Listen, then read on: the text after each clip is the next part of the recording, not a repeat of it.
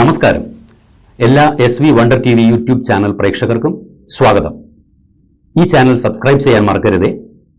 ഈ പരിപാടി കണ്ട ശേഷം ലൈക്ക് ചെയ്യുക, ഷെയർ ചെയ്യുക, നിങ്ങളുടെ വിലയേറിയ അഭിപ്രായങ്ങൾ രേഖപ്പെടുത്തുക. പത്രവായന നമ്മുടെയൊക്കെ നിത്യജീവിതത്തിന്റെ ഒരു ഭാഗമാണ്.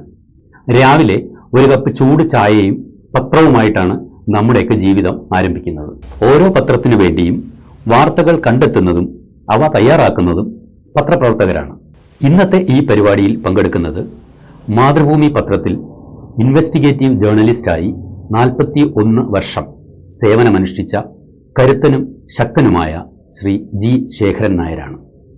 തൂലിക പടവാളാക്കി ഭരണാധികാരികളുടെയും രാഷ്ട്രീയക്കാരുടെയും ഉദ്യോഗസ്ഥരുടെയും അഴിമതി കഥകളും ജനദ്രോഹപരമായ നടപടികളും നിർഭയം പത്രത്താളുകളിലൂടെ എഴുതി പുറം ലോകത്ത് കൊണ്ടുവന്ന് കോളിളക്കം സൃഷ്ടിച്ചു ശ്രീ ശേഖരൻ നായർ. ഇൻവെസ്റ്റിഗേറ്റീവ് ജേർണലിസത്തിന് ശേഖരൻ നായർക്ക് 3 തവണ സംസ്ഥാന സർക്കാരിൻ്റെ അവാർഡ് ലഭിച്ചിട്ടുണ്ട്. ഇത് ഒരു റെക്കോർഡാണ്. അതിന്നുവരെ ആരും ഭേദിച്ചിട്ടില്ല. 25 വർഷം തുടർച്ചയായി നിയമസഭാ അവലോകനങ്ങൾ റിപ്പോർട്ട് ചെയ്തതിന് നിയമസഭയുടെ പ്രത്യേക പുരസ്കാരവും അദ്ദേഹത്തിന് ലഭിച്ചിട്ടുണ്ട്. പത്രപ്രവർത്തന രംഗത്ത് 50 വർഷത്തിലേറെ പ്രവർത്തന പരിചയമുള്ള ശേഖരൻ നായർക്ക് ഒരുപാട് അനുഭവങ്ങളുണ്ട്. കേരളത്തിൽ മാറി മാറി അധികാരത്തിൽ വന്ന മുഖ്യമന്ത്രിമാരെക്കുറിച്ചും അവരുടെ ഭരണത്തിലെ നേട്ടങ്ങളും കോട്ടങ്ങളും ദുരൂഹതകളും രാഷ്ട്രീയ കാലുവാരലുകളും മന്ത്രിസഭകളെ മറിച്ചിടുന്ന ഉള്ളറ രഹസ്യങ്ങൾ വരെ വളരെ സത്യസന്ധമായി തുറന്നുകാട്ടുന്നു ശേഖരൻ നായർ ഈ പരിപാടിയിലൂടെ.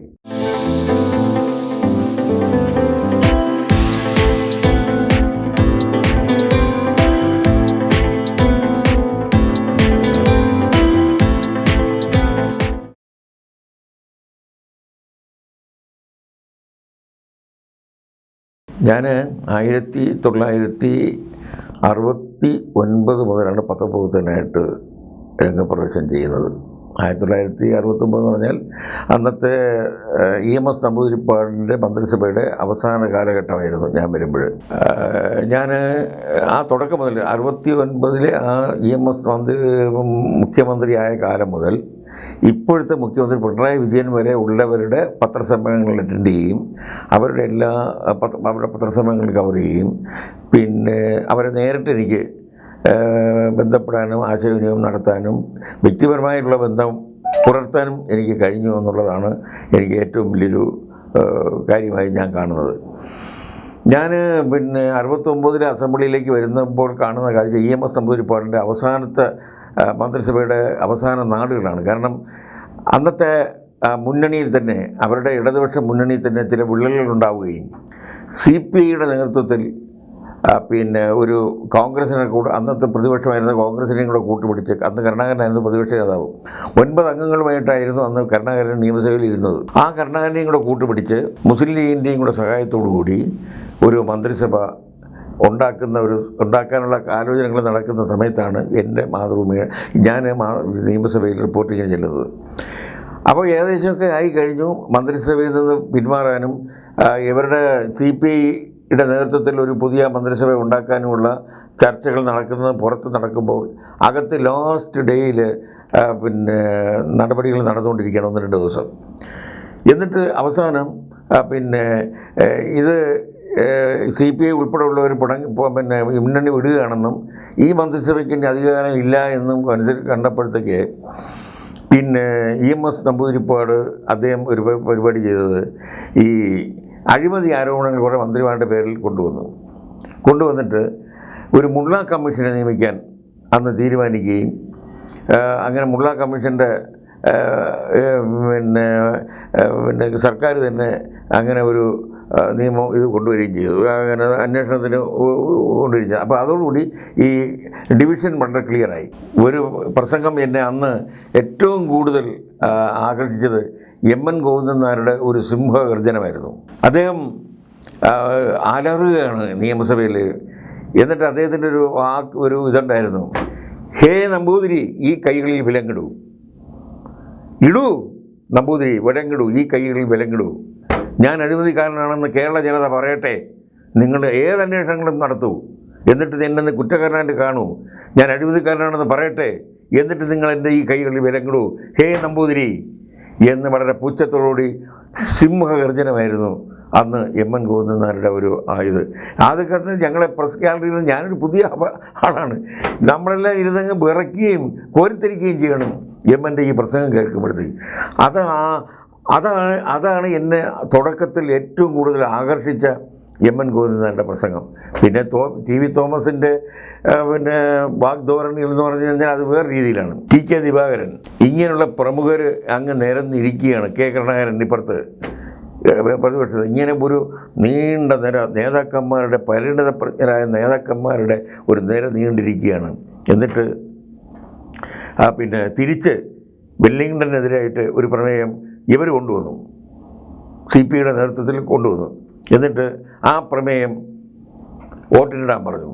അപ്പോൾ കോൺഗ്രസ്സുകാരും കൂടെ സപ്പോർട്ട് ചെയ്തപ്പോൾ ആ പ്രമേയം പാസ്സായി. വെല്ലിംഗ്ടനെതിരായും മത്തായി മാഞ്ഞൂരാൻ്റെ ഒരു അന്വേഷണം ഇവരും വച്ചു. അതും നിയമസഭ പാസ്സായപ്പോൾ അന്ന് ഇതിന് മറുപടി അറിയുമ്പോഴത്തേക്ക് EMS നമ്പൂതിരിപ്പാട് ഡിക്ലെയർ ചെയ്തു,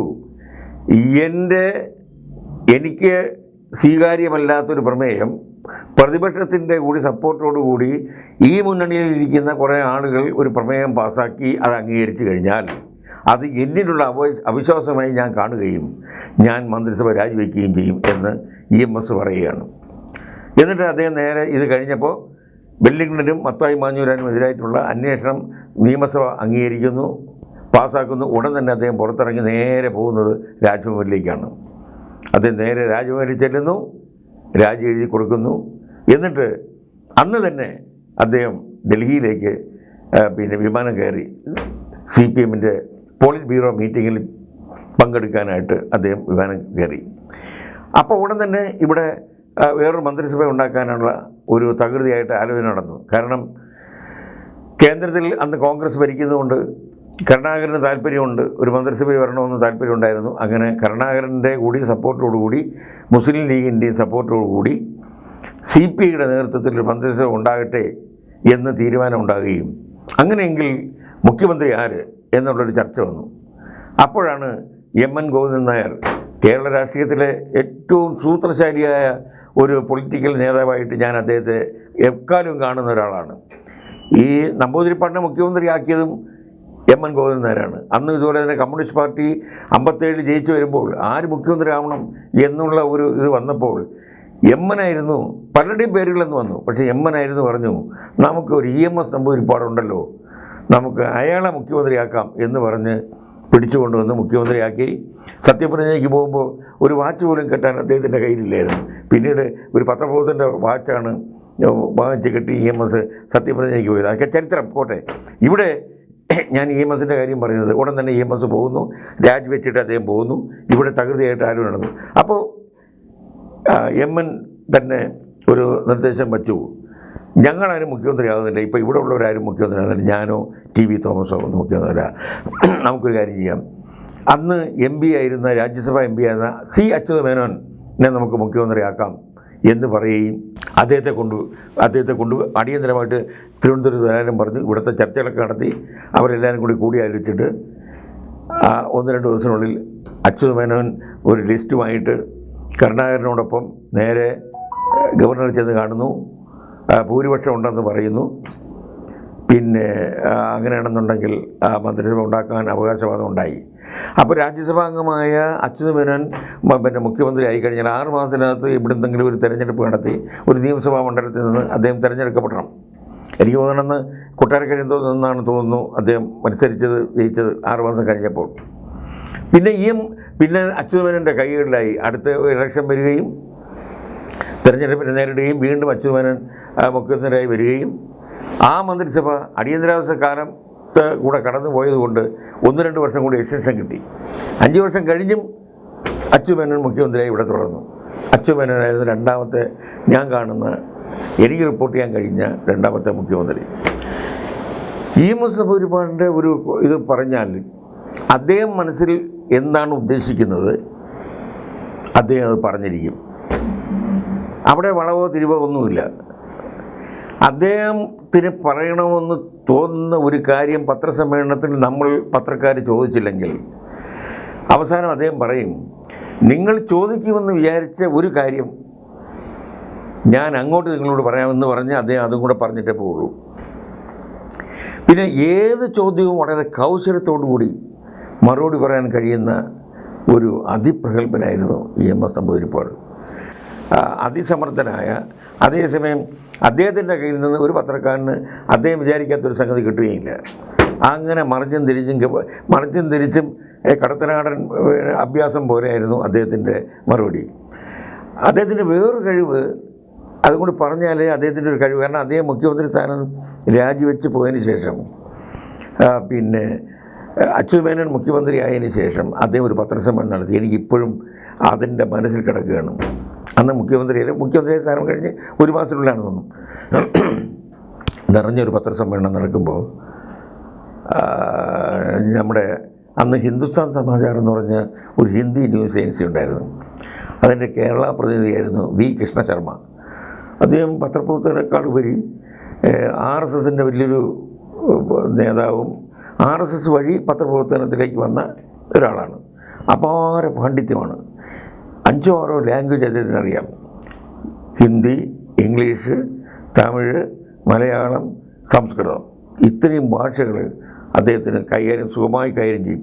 കാരണം ഇന്ത്യയിൽ പല സ്ഥലങ്ങളിലും അദ്ദേഹം യാത്ര ചെയ്തിട്ടുണ്ട്.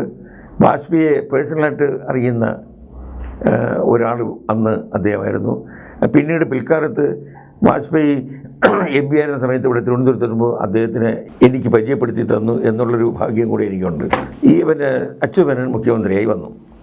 കാർഷിക പരിഷ്കരണ നിയമം തന്നെ EMSൻ്റെ ആശീർവാദത്തോടെ ഗൗരിയമ്മ അവതരിപ്പിച്ച് നടപ്പാക്കിയ കേരളത്തിലെ വിപ്ലവകരമായ ഒരു സംഗതിയായിരുന്നല്ലോ അത്. പിന്നെ അതുപോലെ തന്നെ പല നടപടികളും അദ്ദേഹം കൊണ്ടുവന്നു, ഒരു മാറ്റം കൊണ്ടുവന്നു. പലർക്കും അത് മാറ്റം ഉൾക്കൊള്ളാൻ കഴിയാത്തതുകൊണ്ടാണല്ലോ വിമോചന സമരം തന്നെ വന്ന് അദ്ദേഹത്തെ പുറത്താക്കേണ്ടി വന്നത്. എന്ന് പറഞ്ഞാൽ അദ്ദേഹം പാർട്ടിക്കാരനാണ് 100%. പാർട്ടി പറഞ്ഞതിലേക്ക് അപ്പുറത്തേക്ക് അദ്ദേഹം ഇല്ല. പക്ഷെ പാർട്ടി തീരുമാനം എന്ന് പറഞ്ഞാൽ അദ്ദേഹത്തിൻ്റെ തീരുമാനം തന്നെ പാർട്ടി തീരുമാനം. അദ്ദേഹം അങ്ങനെ ആക്കിയെടുക്കും. ഏത് കാര്യവും അദ്ദേഹം പാർട്ടിയുടേതായി തീരുമാനമാക്കി എടുത്തിട്ട് തന്നെ അദ്ദേഹം അവതരിപ്പിക്കുകയും അത് തന്നെ അദ്ദേഹം നടപ്പാക്കുകയും ചെയ്യും. അപ്പോൾ ഒരു കണക്കിൽ അദ്ദേഹത്തിൻ്റെ വിചാര വീക്ഷണങ്ങൾ മുഴുവൻ പാർട്ടിയെ കൊണ്ട് അംഗീകരിപ്പിക്കുകയും ആ തീരുമാനങ്ങൾ ഗവൺമെൻറ് തലത്തിൽ എടുക്കുകയും ചെയ്യുന്ന ഒരു സമ്പ്രദായം വളരെ കൗശലത്തിലൂടെ അദ്ദേഹം ചെയ്യുകയാണ്. അതാണ് അദ്ദേഹത്തിൻ്റെ ഒരു തന്ത്രം, EMSൻ്റെ ഒരു തന്ത്രമാണ്. ഞാൻ നേരത്തെ പറഞ്ഞത് ഈ പത്രസമ്മേളനത്തിൻ്റെ കഥ പറഞ്ഞപ്പോഴത്തേക്ക് ഈ കൃഷ്ണ ശർമ്മയുടെ കാര്യം പറഞ്ഞത്, പത്രസമ്മേളനം നടന്നുകൊണ്ടിരുന്നിടയ്ക്ക് കൃഷ്ണ ശർമ്മ ഒരു ചോദ്യം ചോദിച്ചു. ഈ പത്രസമ്മേളനം കഴിഞ്ഞ ഉടനെ തന്നെ മന്ത്രിസഭാ രൂപീകരണം സംബന്ധിച്ചും ഈ കൂടെ ഉണ്ടായിരുന്ന ആളുകൾക്കെതിരായിട്ട് MN ഗോവിന്ദനാർ TV തോമസിനെതിരെയും അന്വേഷണം നടത്താൻ അദ്ദേഹം ഉത്തരവിട്ടതിനെക്കുറിച്ചൊക്കെ ചോദിച്ചപ്പോഴത്തേക്ക് നമ്പൂതിരിപ്പാട് EMSന് അത് ഇഷ്ടപ്പെട്ടില്ല ആ ചോദ്യം. അദ്ദേഹം പറഞ്ഞു, നേരം വിളിക്കുന്നവർ രാമായണം വായിച്ചിട്ട് നേരം വിളിച്ചപ്പോൾ സീതയുടെ മാപ്പിള ആരാണെന്ന് ചോദിക്കുമ്പോഴേ ഉള്ളൂ ഈ ചോദ്യം എന്ന് പറഞ്ഞു. അപ്പോൾ കൃഷ്ണ ശർമ്മ വളരെ സരസമായി ചിരിച്ചുകൊണ്ട് പറഞ്ഞു, അങ്ങയുടെ രാമായണം വായന കേട്ടാൽ അത് തോന്നുമെന്ന് പറഞ്ഞു. EMS ഒരു അക്ഷരം മിണ്ടിയില്ല. അടുത്ത ചോദ്യം വന്ന് മറുപടിയിലേക്ക് പോയി. അതാണ് EMSൻ്റെ ഒരു കഴിവ്. പത്രക്കാരനെ അടിച്ചിരുത്താൻ നോക്കി, പക്ഷേ അതിനേക്കാൾ അപ്പുറത്തേക്ക് ഉള്ള ഒരു കക്ഷി തന്മയത്വമായിട്ട് പറഞ്ഞു, അങ്ങയുടെ വായന കേട്ടാൽ ആ സംശയം വരുമെന്ന് പറഞ്ഞു. അപ്പോൾ രാമായണം വായിക്കുന്നവൻ്റെ കുഴപ്പമായിരുന്നു ആയിട്ടാണ് പത്രക്കാരൻ്റെ മറുചോദ്യം. അത് ഞാൻ പറഞ്ഞത് അത്ര കൗശലത്തോടുകൂടി EMS മറുപടി പറയും. ഇത് പറയാൻ കഴിയില്ലാത്തവരാണെന്നുണ്ടെങ്കിൽ ചിരിച്ചുകൊണ്ടിരുന്നിട്ട് എണീറ്റ് പോകും. അങ്ങനെ ഉള്ള ഇതാണ് EMSൻ്റെത്. തിരിച്ച് അച്യുതമേനോൻ വന്നപ്പോൾ സംഗതി പാടെ മാറി. ഇത്രയും സൗമ്യനും ഒരു ശബ്ദവും ബഹളവും ഉണ്ടാക്കാതെ കാര്യങ്ങൾ നടത്തുകയും അതിൻ്റെ ഒരു അവകാശവാദമോ അല്ലെങ്കിൽ അത് ഞാൻ എൻ്റെ ഒരു സാമർഥ്യം കൊണ്ടാണെന്നോ ആരോടും പറയാതെയും അങ്ങനെ ആരെയും ഒരു ഒരു ഒരു അവകാശവാദം ആരുടെയും നിന്നും കിട്ടാതെ തന്നെ പുള്ളി അത് നടപ്പാക്കുന്ന ഒരാളാണ്. അദ്ദേഹത്തിൻ്റെ പത്രസമ്മേളനങ്ങളിൽ ഞാൻ നോക്കിയിട്ടുള്ളത് അത് കാര്യമാത്ര പ്രസക്തമായിട്ടേ സംസാരിക്കുള്ളൂ. അനാവശ്യമായി ഒരു വള്ളി പുള്ളി തീർക്കം പോലും C. അച്യുതമേനോൻ്റെ വായിൽ നിന്ന് വരില്ല. എത്ര ചോദ്യങ്ങൾ ചോദിച്ചതിന് അദ്ദേഹം അതിന് മറുപടി പറയും. 2 or 3 വാചകങ്ങൾ ഒതുങ്ങുന്ന മറുപടി പറയും. വാചാലമായി ഒരിക്കലും അദ്ദേഹം പത്രസമ്മേളനങ്ങൾ അഭിമുഖീകരിച്ചിട്ടില്ല. ഞങ്ങൾക്ക് ചോദ്യം ചോദിക്കുമ്പോഴും ഒരു സുഖമുണ്ട്. കാരണം ആ പ്രസൻ്റായിട്ടുള്ള മുഖം ഒരു പത്രക്കാരനോടും കയർ തെറ്റുകയില്ല അദ്ദേഹത്തിൻ്റെ ജീവിതത്തിൽ. വളരെ ഇതായിട്ട്, അതേസമയം വലിയ സന്തോഷവുമില്ല. ചില സമയത്ത് നമുക്ക് ഒരു നിർഗുണഭാവം, ചില സമയത്ത് ചിലപ്പോൾ വളരെ അപൂർവമായി ഒന്ന് ചിരിച്ചാലായി. പക്ഷേ പറയുന്നതെല്ലാം ഇതാണ്. നമുക്ക് ഒരു വരി പോലും ഒരു വാക്ക് പോലും മാറ്റി വയ്ക്കേണ്ടവർ വന്നിട്ടില്ല പത്രസമ്മേളനം കഴിയുമ്പോൾ. എഴുതാനും വളരെ സുഖമാണ് പത്രക്കാരന്. വരിച്ചു നീട്ടി കൊണ്ടുപോകാത്തതുകൊണ്ട് പത്രക്കാർക്ക് എഴുതിയെടുക്കാൻ സുഖമാണ്. ഞങ്ങളിങ്ങനെ എഴുതിയെടുക്കും. പിന്നെ അവസാനം അന്ന് 69,000 രൂപ കഴിയുമ്പോഴത്തേക്ക് പത്രക്കാരുടെ എണ്ണവും മട്ട കുറവായിരുന്നു. ഒരു മേശയ്ക്ക് ചുറ്റും ഇരുന്ന് പത്രസമ്മേളനം നടത്തുന്ന ഒരു 15 താഴെ ആളുകളാണ് ഞങ്ങൾ പത്രസമ്മേളനം അറ്റൻഡ് ചെയ്യാൻ ഉണ്ടായിരുന്നത്. അത്ര കുറവും ആളുമായിരുന്നു. പിന്നെ അന്ന് TV ആളുകളില്ല, വെറും പത്രക്കാർ മാത്രമേ ഉണ്ടായിരുന്നുള്ളൂ. അതുകൊണ്ട് അദ്ദേഹം ഈ മുന്നണി തന്നെ അധികാരത്തിൽ വന്നു. അച്യുതമേനോൻ മുഖ്യമന്ത്രി, അന്ന് കരുണാകരൻ മന്ത്രിസഭയിൽ ചേർന്നു, 2ാമത്തെ മന്ത്രിസഭയിൽ ചേർന്ന് ആഭ്യന്തരമന്ത്രി. അങ്ങനെ ഇരുന്നപ്പോഴാണ് അടിയന്തരാവസ്ഥ വരികയും അടിയന്തരാവസ്ഥക്കാലം തീരുന്നതുവരെ ഈ മന്ത്രിസഭയ്ക്ക് എക്സ്റ്റൻഷൻ കിട്ടി. 1 or 2 വർഷം എക്സ്റ്റൻഷൻ കിട്ടി. അങ്ങനെ അദ്ദേഹം 2 ടേം പൂർത്തിയാക്കി. ആദ്യത്തെ കുറച്ച് ടൈമേ ഉണ്ടായിരുന്നുള്ളൂ നിയമസഭയുടെ കാലം. 2ാമത്തെ ടൈം പൂർത്തിയാക്കി കുറച്ചുകൂടി ഇരുന്നിട്ടാണ് അദ്ദേഹം, ആ സമയത്താണ് അദ്ദേഹത്തിൻ്റെ അടിയന്തരാവസ്ഥ വരികയും പിന്നെ രാജൻ്റെ തിരോധാനം, പിന്നെ ഈശ്വരവാര്യരുടെ പ്രക്ഷോഭണം അദ്ദേഹത്തിന് വല്ലാതെ മനസ്സിൽ ഉരച്ച ഒരു സംഭവം അതായിരുന്നു. പക്ഷേ അന്ന് അദ്ദേഹത്തിന് ഒന്നും ചെയ്യാൻ നിവർത്തിയില്ല. കാരണം കരുണാകരൻ ആഭ്യന്തര മുന്നിൽ എന്ത് ചെയ്യണമെന്നുള്ളത് അദ്ദേഹത്തിന് പോലും അറിഞ്ഞുകൂടാ. ഈശ്വരവാര്യരൊക്കെ കാണുമ്പോഴത്തേക്ക് അച്യുതമേനോൻ നിശബ്ദനായിരുന്നു. ഇവർ തമ്മിൽ പരിചയക്കാരായിരുന്നു. നിശബ്ദനായിരുന്നു, ഒന്നും പറയാൻ നിവർത്തിയില്ല. അന്നത്തെ കാലം അതാണ്. ചിലപ്പോൾ കരുണാകര എന്ത് പറ്റി രായനെ കാണാനില്ലല്ലോ എന്നൊക്കെ പറഞ്ഞാൽ ചിലപ്പോൾ അച്യുതമേനോൻ ചിലപ്പോൾ അകത്തായി പോകണോ എന്നുവരെ ചിലപ്പം ഉണ്ടാകുന്ന ഒരു അവസ്ഥയായിരുന്നു അന്നത്തെ ഒരു. നമുക്കറിയാം അന്നത്തെ പത്രപ്രവർത്തനം നടത്തുന്നതല്ല അന്നത്തെ ഒരു അവസ്ഥ. അപ്പോൾ ആ പത്രപ്രവർത്തകർക്ക് വേണ്ടി സുബ്രഹ്മണ്യൻ അന്ന് എഴുതി, പിന്നെ പ്രസ് ഇൻഫർമേഷൻ ബ്യൂറോയിലെ ഉദ്യോഗസ്ഥന്മാരെ കൊണ്ടുപോയി കാണിക്കണം. എന്നിട്ട് അവർക്ക് ഇഷ്ടമില്ലാത്ത തരത്തിൽ കറുത്ത പിന്നെ മഷി വെച്ച് വെട്ടിത്തരും. ബാക്കി കാര്യങ്ങളെ റിപ്പോർട്ട് വരാവുള്ളൂ. സെൻസറിങ് ആയിരുന്നു, വളരെ തീവ്രമായ സെൻസറിങ് ആണ്. പ്രസ് ഇൻഫർമേഷൻ ബ്യൂറോയിലെ ഇപ്പോഴും എനിക്കറിയാം ഒരു കുരുവിളെ ആയിരുന്നു അതിൻ്റെ ചാർജ് ഉണ്ടായിരുന്നു. ഇവിടെ ഞങ്ങൾ എഴുതി കൊണ്ട് കൊടുക്കണം. കൊടുത്തു കഴിഞ്ഞാൽ അദ്ദേഹം വായിച്ചു നോക്കിയിട്ട് ബാക്കി പിന്നെ ആവശ്യമില്ലാത്ത സ്ഥലത്ത് കറുത്ത മഷി കൊണ്ട് വെട്ടും. ഈ ബാക്കി കാര്യങ്ങളെ കൊടുക്കാൻ പാടുള്ളൂ. അതായിരുന്നു അന്നത്തെ സെൻസറിങ്. അടിയന്തരാവസ്ഥക്കാലത്ത് സ്വതന്ത്ര പത്രപ്രവർത്തനം എന്നൊരു സംഗതി ഇല്ലായിരുന്നു. സർക്കാരിന് വിരുദ്ധമായി എന്തെങ്കിലും വന്നു കഴിഞ്ഞാൽ ഉടൻ തന്നെ സെൻസർ പ്രത്യക്ഷപ്പെടും, അത് വെട്ടിക്കളയും. അപ്പോൾ അത് മനസ്സിലാക്കി തന്നെ പത്രക്കാരെന്ന് എഴുതുകയും ചെയ്തത്. കാരണം ഇത് വെട്ടിപ്പോകാൻ സാധ്യതയുണ്ടെന്ന് പത്രക്കാർക്കറിയാം. അപ്പോൾ അത് മാറ്റിയിട്ടേ ഉള്ളൂ. ഇപ്പോഴും ഞാൻ ഓർക്കുന്നുണ്ട്, ആ കാലത്ത് തിരുവനന്തപുരം കോർപ്പറേഷനിൽ 2 വാച്ചർമാരെ കൊലപ്പെടുത്തി പിന്നെ അവിടുത്തെ ഒരു മോഷണം നടന്നത്. ആ റിപ്പോർട്ട് എഴുതിയിട്ട് സെൻസറിൻ്റെ അടുത്ത് കൊണ്ടുപോയി. എന്നിട്ട് അതിൻ്റെ പകുതി ഭാഗവും സെൻസർ വെട്ടിക്കളഞ്ഞു. കാരണം കൊലപാതകത്തിൻ്റെ ഭീവത്സത വരാൻ പാടില്ല എന്നുള്ള ഒരു കാരണം പറഞ്ഞിട്ടാണ് ഭാഗം വെട്ടിക്കളഞ്ഞത്. അതൊക്കെ ഇപ്പോഴും നമ്മുടെ മനസ്സിലുണ്ട്. അപ്പം അങ്ങനെയാണ് അന്നത്തെ പത്രപ്രവർത്തനം. അപ്പോൾ അത് കഴിഞ്ഞിട്ട് അടിയന്തരാവസ്ഥക്കാലത്ത് എന്ത് നടക്കുന്നു എന്ന് പത്രക്കാർക്ക് അറിഞ്ഞേ കൂടായിരുന്നു. ഇപ്പോൾ ശാസ്ത്രമംഗലത്ത് ഒരു ക്യാമ്പ് ഉണ്ടായിരുന്നു എന്നുള്ളതും പിന്നീടാണ് നമ്മൾ അറിയുന്നത്. അതുപോലെ കക്കയം ക്യാമ്പ്, ഇവിടെയൊക്കെ മനുഷ്യരെ കൊണ്ട് പച്ച മാംസം ഉരുട്ടുകയായിരുന്നു. ഇതൊന്നും അടിയന്തരാവസ്ഥക്കാലത്ത് എന്ത് നടക്കുന്നു എന്ന് നമുക്ക് അറിഞ്ഞുകൂടാ, അന്വേഷിക്കാനാവില്ല. അന്വേഷിച്ചാൽ ഇത് റിപ്പോർട്ട് ചെയ്യാൻ നോക്കില്ല. അങ്ങനെയാണെങ്കിൽ റിപ്പോർട്ട് ചെയ്യുന്നവർ അകത്ത് കിടക്കും. അങ്ങനെ ഒരു കാലമായിരുന്നു അന്ന്. അപ്പോൾ ആ ഒരു ഇത് കഴിഞ്ഞതിന് ശേഷമാണ് അടുത്തൊരു തെരഞ്ഞെടുപ്പ് വരുന്നതും പിന്നെ കരുണാകരൻ്റെ നേതൃത്വത്തിൽ, പിന്നെ അടുത്തൊരു മുഖ്യമന്ത്രി നേതൃത്വത്തിൽ ഇവിടെ മന്ത്രിസഭ ഉണ്ടാകുന്നത്.